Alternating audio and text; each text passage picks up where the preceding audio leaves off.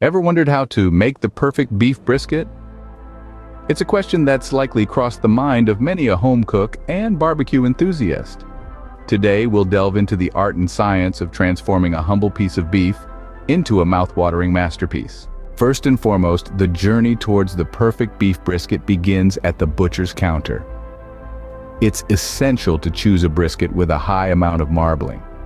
These streaks of fat within the meat, not to be confused with the fat cap on the outside, will melt during the cooking process, resulting in a more tender, flavorful brisket.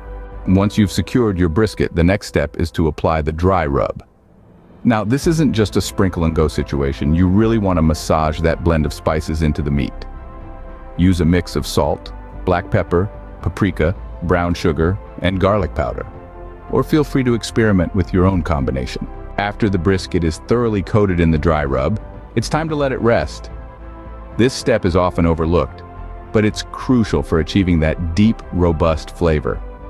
The brisket should sit in the refrigerator for at least 12 hours, but 24 hours is even better. Once the brisket has had time to absorb the flavors of the dry rub, it's time for the main event, the cooking. Low and slow is the name of the game here. Whether you're using a smoker, an oven, or a slow cooker, the temperature should be kept at a steady 225 degrees Fahrenheit. The brisket should cook for about 1.5 hours per pound. But remember, this is just a guideline. The true sign that a brisket is ready is when it reaches an internal temperature of between 195 to 205 degrees Fahrenheit. And now, the hardest part, the waiting. After the brisket is removed from the heat, it should rest for at least 1 hour before slicing. This allows the juices to redistribute throughout the meat, ensuring every bite is as juicy and flavorful as possible.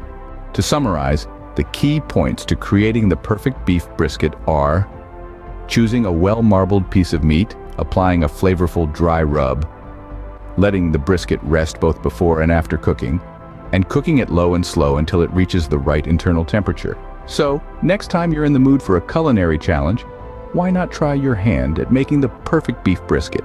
With a little patience and attention to detail, you can create a dish that's sure to impress.